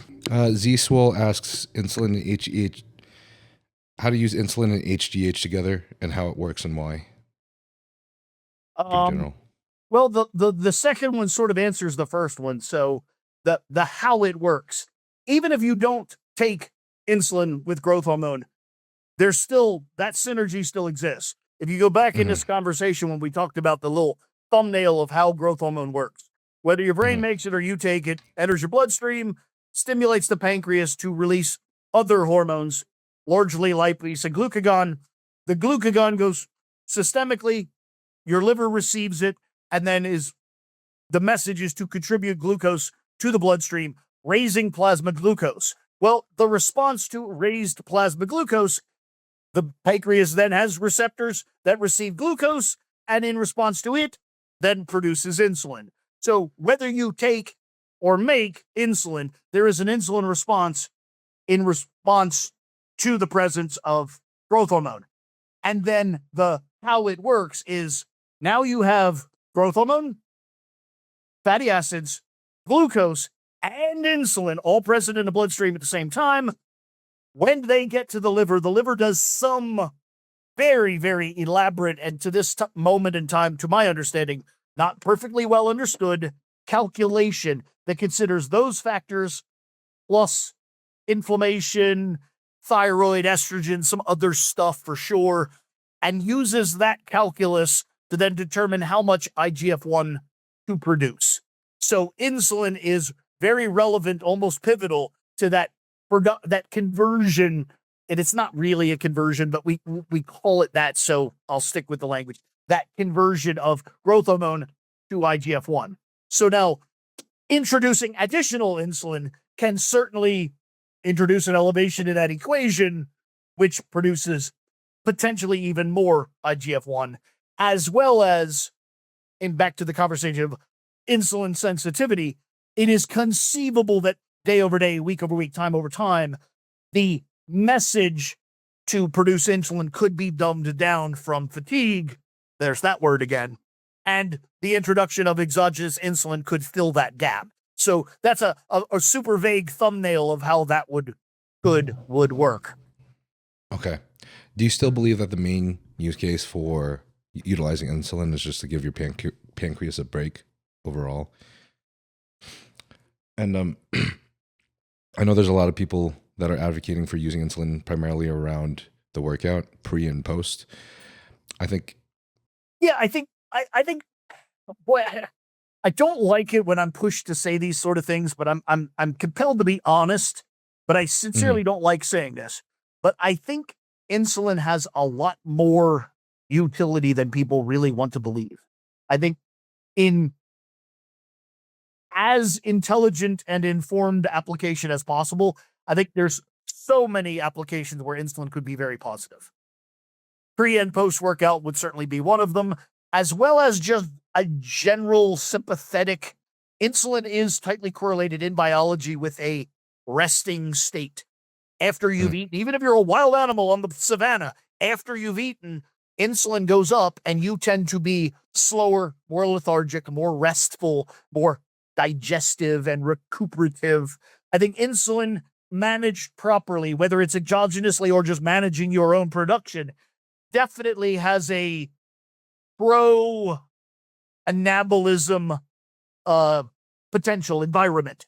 okay, cool. Awesome. You've kind of already discussed this, so I think we don't really have to go too deep in it, but Nick Barronlift asks PED usage in bodybuilding versus powerlifting and thoughts on the use of peptides in powerlifting. Well, again, I don't think that the use in powerlifting is particularly any different than any other sport. It's case and need specific. Peptides do certain things, and I think probably the missing conversation in that conversation would be periodization.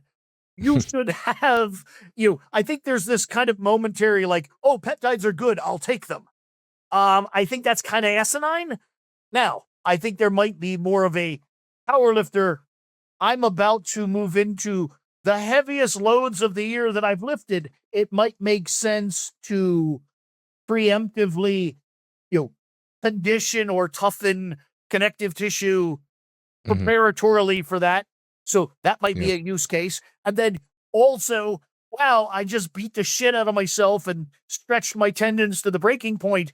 In this recuperative window, I might want something to repair some of the damage I just did. So I think if you look at what they do and then what you do and kind of arrange them accordingly and not just like, oh, that's a thing I want and just slap it on like a fucking Band-Aid, stuff starts to make a little more sense. Joey208 asks, what fruits do you recommend for fast digestion? What? I couldn't hear you. I piled. What fruits do you recommend for fast digestion? I don't. I mean, again, don't misunderstand. Like, I'm not anti-fruit. I'm just like, the world is a really big place. People live all over the fucking world. And the fruits that are, I mean, first of all, that word's a fucking verb. I think the big joke is knowledge is knowing that a tomato is a fruit, but wisdom is knowing not to put it in a smoothie. I think that's the big joke there. I think it's geographical and seasonal and just understand kind of like what a fruit is. And right. Yep. I don't questions like that confuse me. Like I don't understand how a person could think like there's a magically like, oh, like if you eat fucking, guava, at exactly 2:27 p.m., like magic things will happen. Fucking no. It's fucking lava. Like what the fuck? Yeah, I think if you just include any fruits and maybe a little bit of vegetables, you'll be good for your digestion, bro. I mean, think about this. Like, again, to that concept of fruit. Like back before, like in the olden days, like way back in the Wayback Machine of a couple of 100 years ago, like the fruit that you ate was the fruit that grew where the fuck you lived. Like there was no strawberries in winter shit. Like that's modern era refrigerator rich people shit. Like that's like this idea that there's like some secret thing. Like it's fucking look around. What you can find, that's the one you eat. Christian Centino asks, any new studies or experiments with DHB? DHB again. I regularly say like I don't have favorites. I'm a fucking liar. DHB has been my pet project since the early 90s. I don't want to say like, like, oh, that was my idea, but I think there's very few people in this game that have been fucking with DHB as long as I have. And I have a very long and sordid history with it. Most of it kind of like the IGF-1, most of it fucking, is going sideways. But the DHB kind of thing is ongoing. I have to confess, it's really escalated in modern times because it's something that a lot more people have access to. So my number of guinea pigs has parabolically escalated. Nothing particularly wickedly new and interesting has cropped up, but there is some noise in the data that's interesting, but nothing that I want to really like blurt out and be like, oh, it does that. But it does seem to be the most unexplored steroid in the current palette, and it is interesting. Do you mind me asking what are the things that just kind of like came out at you, even if it's not very substantial? Odd neurological things. In the periodic, a couple of people, low dose, nobody mentioned it. But once enough people started using it in the hundreds of milligrams, an awful lot of people have referenced just sort of weird. I felt like I walked into a spiderweb when I didn't. I feel odd, just odd tactile, just weird neurological things. Which is like facial cramps, like too much caffeine but no caffeine, stuff like that. That I can and I'm saying neurological only because that's the only other thing I know does that. But that kind of stuff, and not like wholesale and not even problematic, but interesting. Mm-hmm. Yeah, that is interesting. I had 150 milligrams of DHB in my last prep, so I'm kind of curious now. I'm gonna pay more attention to that the next time I have a go around. I personally pushed the DHB not long ago. I posted some videos of me squatting a little more aggressively than I have in recent time, and that was under the influence of DHB. And that again, and I'm always suspicious if you look for a thing too much, you start to see it. I'm aware of that as a reality, but I had the oddest sensation.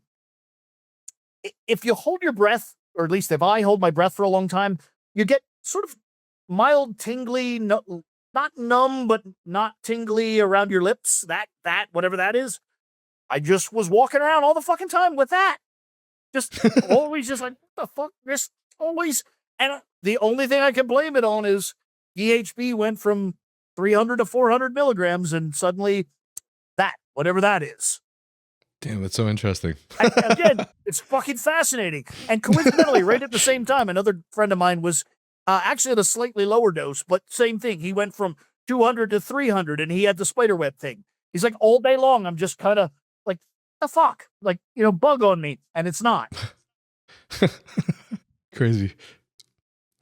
Spencer Riley asks, what is a subject outside of the fitness realm you have mastered? Mastered? Nothing. I defy that. I don't think that's a real thing. I mean, I've strove my entire life to master basic physiology and pharmacology, and I'm not even close. I would be very wary of anyone who thinks they've mastered something. What I guess What outside of fitness are you passionate about, or do you have any other Oh interests yeah, but outside I don't of talk about bodybuilding them. and fitness? I'm not being a dick, but I don't want to be that, and I don't want to like blurt out a name, but I don't want to be that talking outside of my field. Like I'm wildly interested in cosmology and quantum mechanics and genetics, and and if I get the opportunity to have a conversation with someone about that, I will. But I don't talk about those things publicly. I really find that offensive when people talk way outside of their area just because they're an expert in something. They get to be an expert in everything. Like, now, I don't want to be that person. Gotcha. Okay. Yeah. Hence, I have no opinions on AI.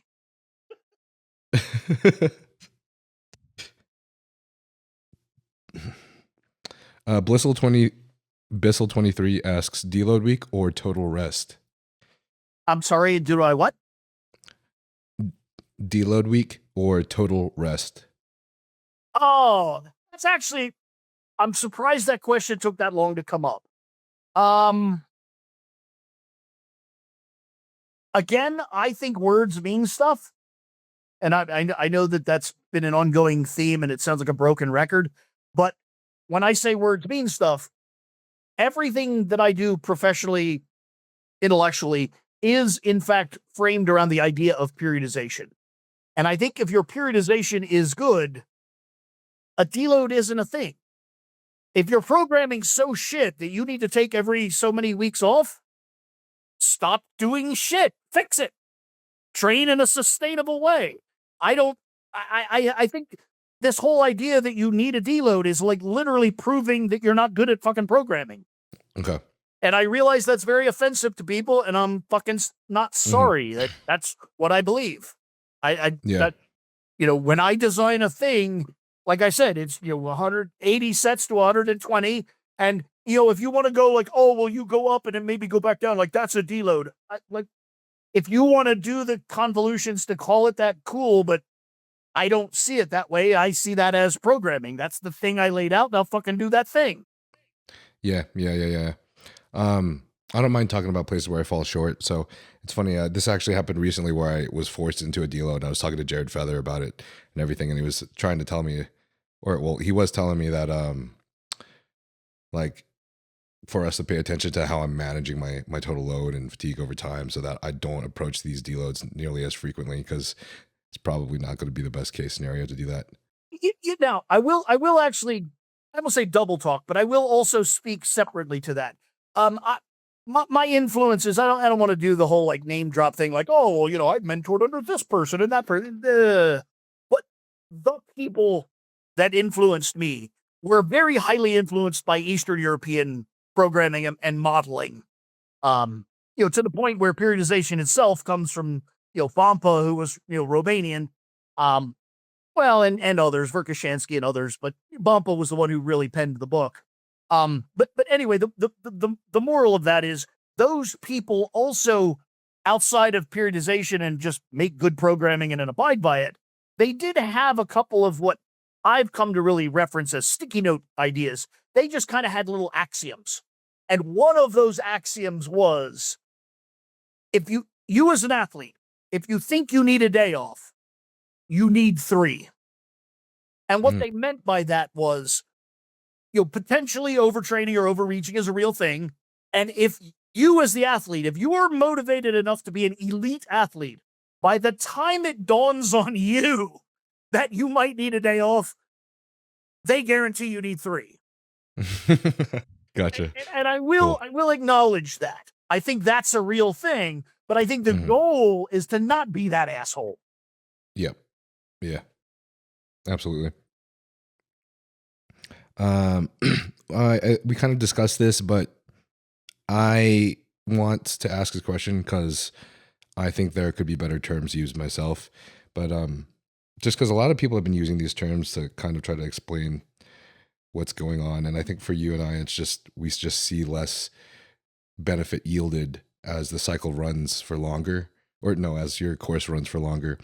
But Enter Garcia 1 asks, AR sensitivity / downregulation real or bro ? Receptor sensitivity signal saturation ? Here's the thing, and I know there's a bunch of people out there that are about to fucking jump up and down, but I think the reality is that's just not the right question. So let me tackle that sort of first and then really kind of look at what I think is more the better question. There is distinct and real evidence that there's both upregulation and downregulation. From a just architectural point of view, think about muscle much like a city. Mm-hmm. There's, blocks and streets, and every block has, light posts and mailboxes and parking spaces. And like, you can literally, envision the architecture of a block, and you can think of like, oh, the city needs to get bigger, and the road will go further, and we'll put sidewalk and curbing and fucking light posts. And so with that architecture of bigger muscles, some of that architecture is simply androgen receptors. As you get more muscle, it's going to have more of the stuff that's in muscle. And one of those things is what's called a free androgen reception complex.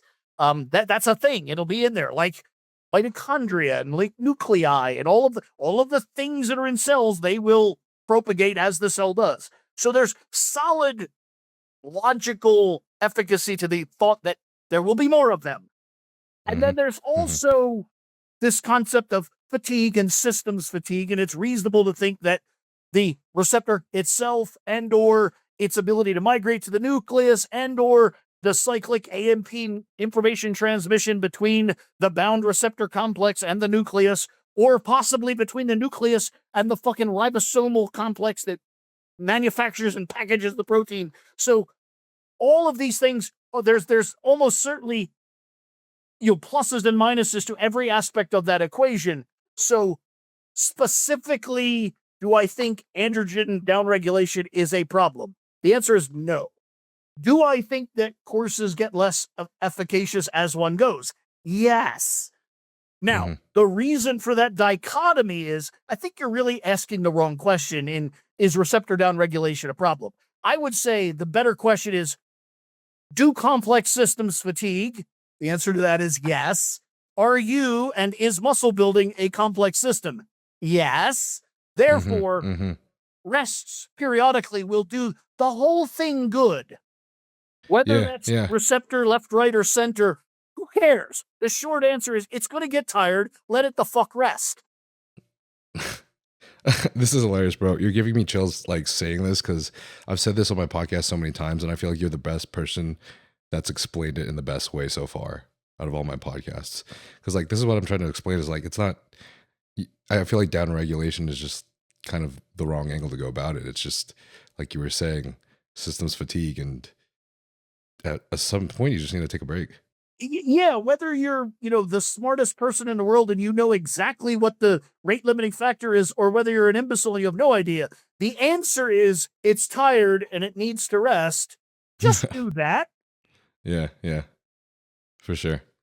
Oscar Bowduin asks, PD protocol, in parentheses, no restrictions, to blow up someone who wants to jump from classic to open. Again, you roll this back to when we kind of talked about that on a base level. It's really a course concept. Where specifically are you, and what are the best tools to get you from where you are to there? Because of all the drama of the last company that I was working with, and I'm not trying to point any fingers or anything, but you guys definitely have probably heard what was going on. I've been a little bit skeptical, to be honest, and I've been wanting to find an HRT company that I could work with and that I could get my blood work done with, and that would offer me some proper guidance without upcharging all of my homies and shit. So there's this kind of crazy opportunity that I feel like the universe has granted, because it's not something that I searched for necessarily, but ended up being through connections with my closest friends. And it's this new company I was working with, Optimize HRT, which Nathan was recently discussing. And I just gotta say, man, I'm really proud of everything that they've created and everything that they're standing for. They're trying to take advantage of the fact that they know what went wrong with the last HRT company and trying to make sure that that doesn't happen this time, if you know what I'm saying, and doing things the right way. So this company is where I am getting my blood work done from, and basically getting all my health measures and protocols for longevity checked. And basically the difference between an HRT clinic and a research chem gray market source is that the HRT clinic works with a 5083 compounding pharmacy. You can get all your peptides and your medications prescribed by the doctor. If you're not getting a hormonal peptide or medication such as testosterone, nandrolone, winstrol, or anavar, which you can get prescribed to yourself if the need is shown, such as like osteoporosis or some other muscle wasting disease, then luckily you can get the peptides prescribed to you without having to get blood work done. But they do offer at a $100 membership. That includes free blood work, which is normally a $420 panel every 3 months. And with the membership, you also get a wellness specialist that is like your peptide coach that will, with the doctor, give you the best peptide protocol or medication protocol to make sure you reach your goals. And these are goals such as fertility goals, cutting down and getting fucking jacked, composition goals, longevity goals, basically everything that you can imagine that is fucking sick for dudes. The other great thing, aside from getting everything prescribed, which obviously you can show your destinations if you're traveling, your prescriptions, so you're not getting thrown into jail in Tokyo or some shit. It is sent with cooling, needles, and instructions, which is actually illegal for research chem science. And in terms of safety and quality, Optimized HRT does work with a 5038 compounding pharmacy, in which the FDA checks for its inflow and outflow currents to make sure that there are no vortexes that cause contamination, which yields the highest threshold of safety, basically. So this is on an opinion by opinion basis. Like if you decide that you want to go the cheaper route, then normally gray market sources that are research chem sites will normally offer these for cheaper. Since the company is still new, they are offering their peptides at the lowest cost that they can in respect to other HRT companies because they are trying to get their member base up. So if you are wanting to join an HRT clinic, now is probably the time. And that link is going to be in the description if you guys are interested. You could also use code NILE whenever you apply because that helps your boy out and gives me a little reference and gives me some creds. So they know I'm sick and that people actually like the podcast, which would be pretty awesome. Since I am helping with the start of this company, I want to make sure that this is the best company that could possibly give us the best experience. So if you guys happen to have any questions or any concerns, bring this shit up with me, man, because I want to make sure that we all grow this to be the best that we can and we all grow together, obviously, because otherwise my podcast is shit and everything that I've like worked for is like fucking pointless. So that's what it's all about, bro. Is family and brotherhood and us getting fucking yoked. Yeah, Oscar Bowduin asks PED protocol, in parentheses, no restrictions, to blow up someone who wants to jump from classic to open. And again, I just don't think it's like a single answer. I mean, the generic answer would be most likely by the time someone's a competent classic, whatever the fuck that is, competitor, a competent competitor, class regardless. They know very roughly what agrees with them, what doesn't, what they respond to, what they don't. So the kind of honest but hyper generic answer is probably just more of what they already know works. More milligrams, more calories, probably more IUs. It's largely the difference between where you're at and a bigger version of where you're at is more. Yeah. More that, and then also more time I would put on top of it, which is obvious. Of course, right? Of course. Yeah. It's not just dial everything to 11, but I mean, again, the kind of the generic answer is like almost back to what I said about women's bodybuilding early on. Like the reason, such as it was for classic bodybuilding, was a desire to not have enormous physiques and to sort of put a cap on the aggressiveness of drug use. At least that's my interpretation of it. Yeah. I missed this last question, but it's kind of related to what you were just saying, though. I don't know if it completely applies to your field, but Lionel Broderson asks D-bowl dosage for women. Actually, no, I will tackle that. The first thing I would say, I'm going to say a whole bunch of disjointed things, so please don't take anything wildly out of context. The first thing I would say, there are almost certainly more compatible compound choices, selections for women. Agreed. Okay. That said, women universally respond ridiculously well to Dianabol. Although when I say respond, I also mean in the negative as well. Thinning hair seems to be the number one negative response.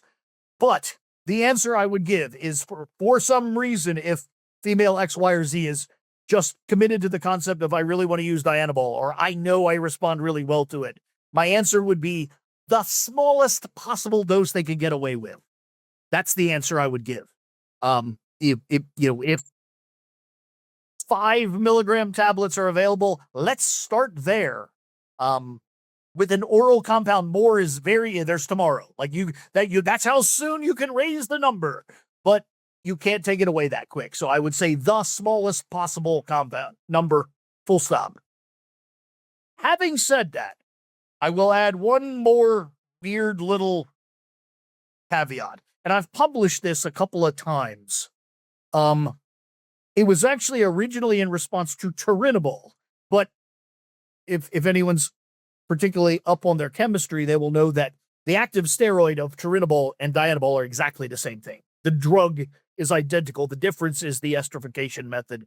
Dianabol is a C17 alkylate, where Turinabol is the 4-chloro alteration. But the root drug is a double-bonded, 1,2 double-bonded testosterone. So the original remark was in regards to Turinabol, but it probably almost certainly applies to Dianabol, and that is for a reason that is completely unknown to me. But yet, I have recognized it so many times, I'm convinced it's a real thing, that there is a synergy. And I say that word with the honest meaning, the most sincere meaning, a synergy between oxandrolone, Anavar, and Turinabol, Dianabol to a lesser extent, but in that, for instance, if female X, Y, or Z knows they get this response from 20 milligrams of Anavar, if they were to take 10 milligrams of Anavar and 10 milligrams of Turinabol, they would get much more than that 20 milligram response from the two combined. Much more than if they took 20 of either one independently. Now, it doesn't alleviate or ameliorate the Turinabol and Dianabol are pretty bad for women, but it does seem to work really well. So if used in a very controlled, short duration, magic can happen. Wow. Okay, cool. That's awesome, though. Yeah. Yeah. And by the way, I'm the only one who really speaks that aloud, or at least that I'm aware of. But I've talked to other coaches, particularly in not bodybuilding, track and field, volleyball, other places that have recognized exactly the same thing. So I'm not alone on that. Speaking of that, what do you think about the enhanced games this last weekend? Boy, that's a conversation in and of itself. I think it was exactly what the intention was, which I think eludes the average musclehead. I think the general public took from it the correct message. I think that the musclehead world really was obfuscated and confused. The reality is, and I've known this from the beginning because they approached me very early and I had very minimal interaction because I'm just not a corporate asshole. I just don't jive well with the corporate world. Like I knew that I wouldn't fit, so I chose not to be involved and just find out I didn't fit. But what the enhanced gains was a marketing tool to the middle class, middle-aged demographic. There's not a coincidence that most of the athletes were in their 30s and 40s. It's not a coincidence that most of the framing was, can you believe this late in life they're doing as well as they did at the height of their life? That was the message, because that was the intention all along. Because those are the people that will ultimately buy the peptides and the TRT and the blood work and lab work, that is a fucking marketing arm to sell. It was exactly what it was supposed to be, a yuppie, douchebag, middle America marketing fiasco, and it worked. Now, for the people that thought they were going to see, 9-second 100 meters and the best athletes in the world, they're disappointed, but that it wasn't for them. That's not what it was. Okay, interesting. I didn't even know that a majority of the athletes were in their 30s and 40s. Yeah. I thought it was funny that I feel like some of the feel like a majority of the conclusions I saw were people feeling like this just shows the fact that there was only one world record broken, that everybody's already on PEDs. That was just like a comment, top comment in so many. I think there's different that, posts and but videos. there's actually another message there that I think people really missed, which is how many athletes total were at the enhanced games. Like literally, it's not a large number. I confess I didn't do the math, but it was 30, 40 athletes total. Like it was not a large number. Mm-hmm. And I believe there was 2 world records set. Was it 2? I believe thought it was so. just one, but... 2, I think they were both swimming. But even if it was just one, you go like, okay, there was 50 athletes and 1 world record. How many athletes are at the Olympic Games? 1,500? If you look at the per capita, it was pretty fucking competitive. And then when you think, and the median age was way higher than the Olympic Games, was actually pretty spectacular. Oh, nice. Huh. Okay, that's cool. I didn't know a lot of that. Well, I have one last question I tend to ask everybody at the end of every podcast. But if you were to disappear from the world tomorrow and you had one message you could send to the entire world today, what would the message be? Don't come looking for me. No, I'm super serious. That, you know, I tell people, like, the day I disappear, I'm either dead or don't want to fucking talk to you. And either way, your job is to fuck off. Okay. All right, but well, while you're alive, where can people find you? This is the part that I suck at the most. But yeah, everything that we have and we are, and I do say we quite intentionally because I am not a singular entity. Team Evil GSP was named that for a reason. Even before it was a team, I wanted a team, and I'm very fortunate to be surrounded by one. So we are at Team Evil GSP, whether it's Instagram, Facebook, Twitter, etc. Everything we have is at Team Evil GSP, including our web domain. So if you are interested in anything we do, teamevilgsp.com, you can find us, whether it's the merchandise store, contact information, or the member site. The one good bit of business advice I was given early on was go with one name and stick to it. And I managed to do that. Okay, gotcha. This isn't so important, but did you start this and bring on a team, or did you start this with multiple people? I'm sorry, I couldn't hear you. Would you consider yourself a co-owner of Team Evil GSP, or did you I am the originator. As I said, I wasn't joking. I named it Team well before there was a team. It was just me and a fucking hope. But I turned the hope into a team. So yeah, that's fucking sick. Fortunately, the sole burden of this particular fiasco. Okay, cool, awesome, man. Well, thank you for coming on the podcast. That was awesome, dude. A lot of great information. I hope it helps. I hope I hope it's some value to. I'm always concerned that I'm a bit of a disappointment because, like I said, I go out of my way to not be topical. I don't know the current events and the current affairs, and probably shouldn't even admit this, but I don't even read the comments and shit. Like I don't. I'm just not. I'm excited to tomorrow come out here to my office and read science papers from the mid 90s. Because that's as far as I've gotten. I'm not super up to date. Yeah. Well, I think you provide a lot of value, so I appreciate you for coming on, man. If you ever need anything too, just let me know. Yeah. Well, please stay in touch. If I can't imagine, but if people are interested in hearing more of my blatherings, I'm happy to do so. Bet. Thanks, guys.